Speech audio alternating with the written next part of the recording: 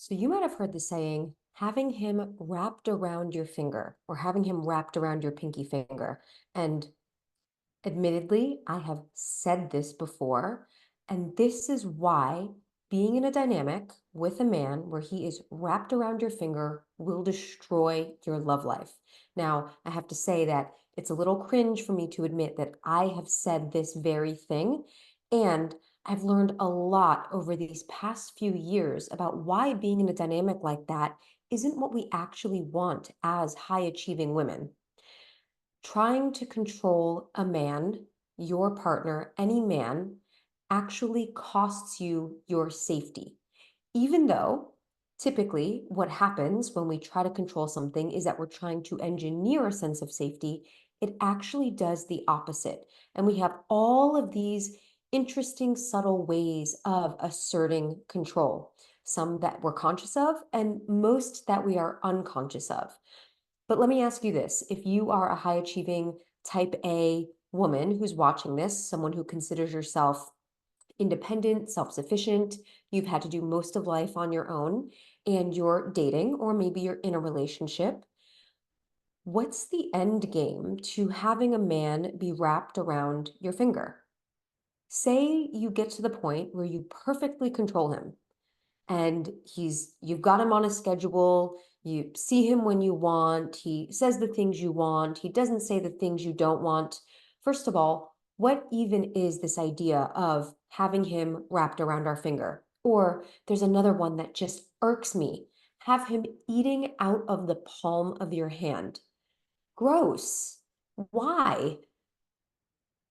If someone is wrapped around our finger, if we have a man wrapped around our finger, if we have him eating out of the palm of our hand, guess what will never happen? We will never respect him. So why are we trying to create that dynamic? Because most of us, and I won't speak for all women, but most of us want to be in relationship with a man that we admire and respect, not who we can control. If we get to the point where we actually are in that dynamic where he's wrapped around our finger or where we have him eating out of the palm of our hand, are we actually going to feel like he can protect us? Are we going to feel safe to surrender to his leadership and direction? And are we actually giving the man a chance to be the man that he actually is? Now, certainly he doesn't need our permission to be the man that he is, but if we want to be in a dynamic where we, as the woman, feel safe to surrender, to let our hair down, to trust in his direction, his vision, his leadership, even if we can create one of our own, even if we can take care of ourselves, we will never have that dynamic with a man that we have wrapped around our pinky finger.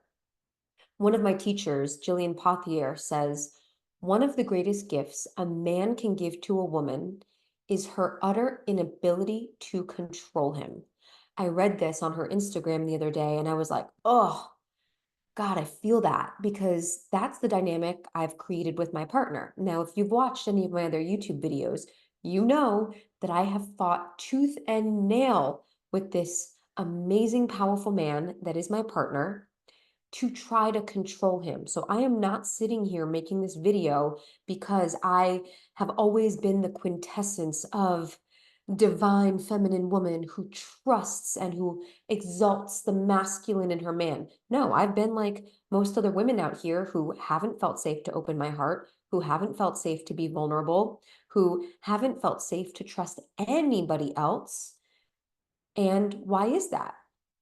Now, certainly I can finger point at a number of external circumstances like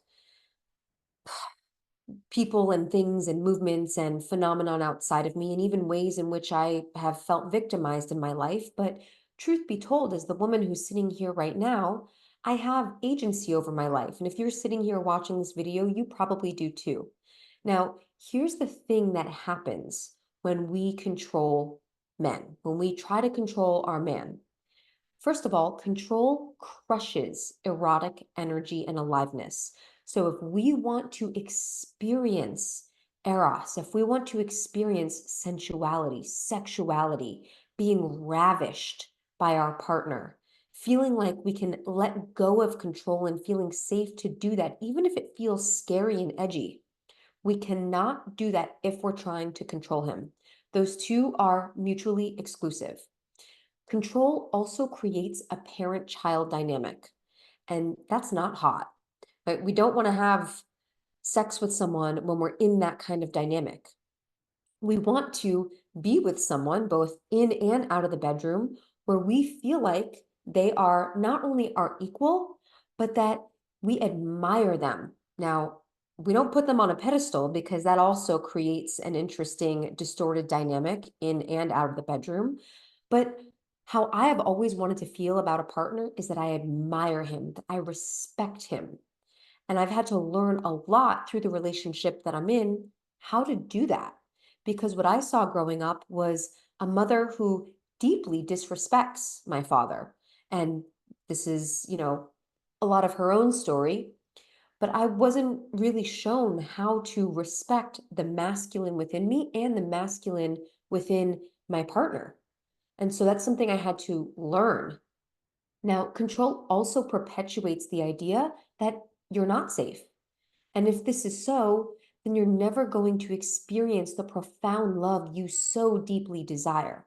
Now, there's a couple of places to look here. If you're genuinely not safe in your dating dynamic or in your relationship, and that is physical, emotional, spiritual, mental, or sexual safety, then that's definitely something to look at and address in whatever way feels appropriate for you.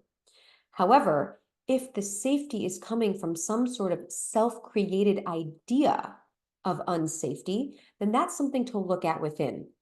Because I will say, as a woman who has had to be self-reliant for most of her life, when a man came into my life that was ready to provide unconditional love, unwavering presence, I was very skeptical. I was like, who are you? This is suspicious.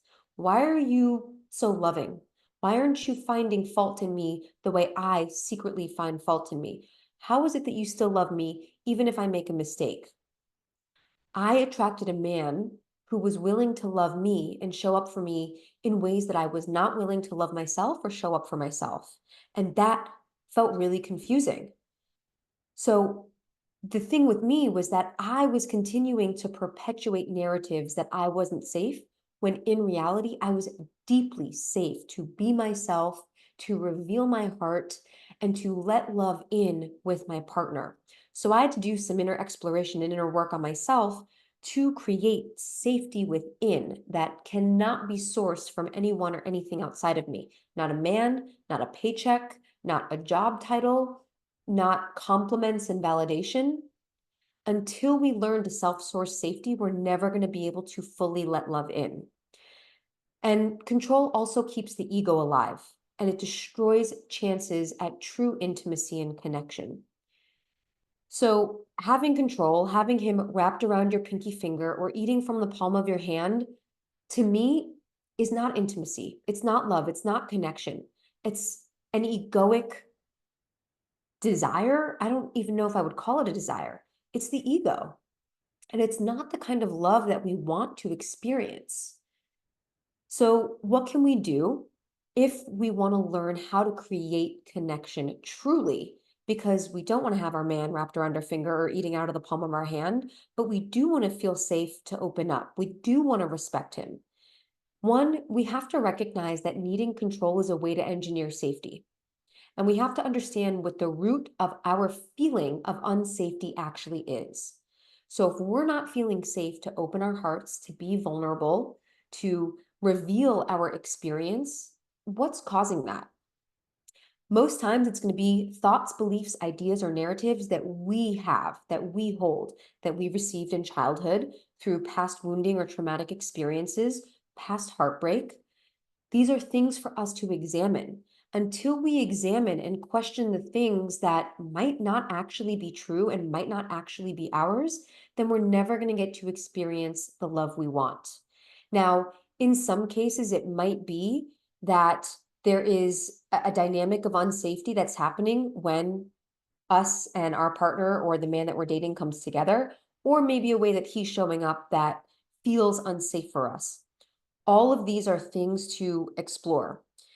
The one piece of pro advice I would give is Always be willing to look at your contribution to things before you go point the finger at someone else.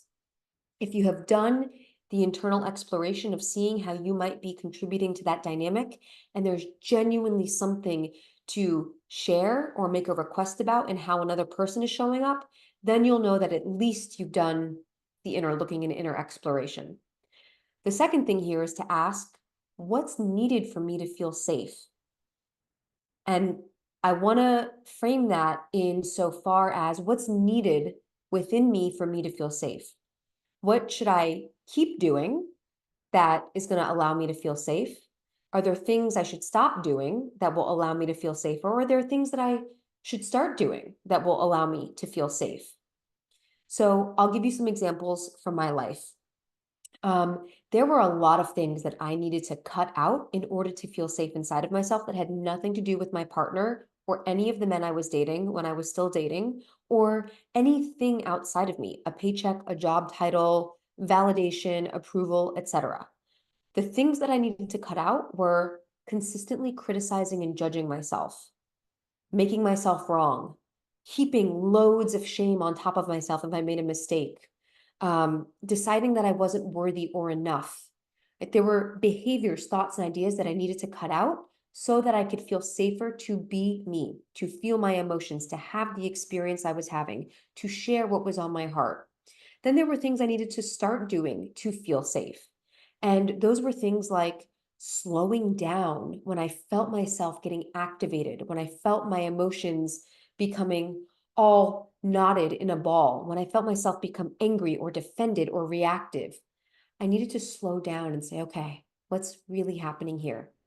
I also needed to learn to be in practices like visiting with my inner child and asking what she needs, putting my hands on my body to create a feeling of safety.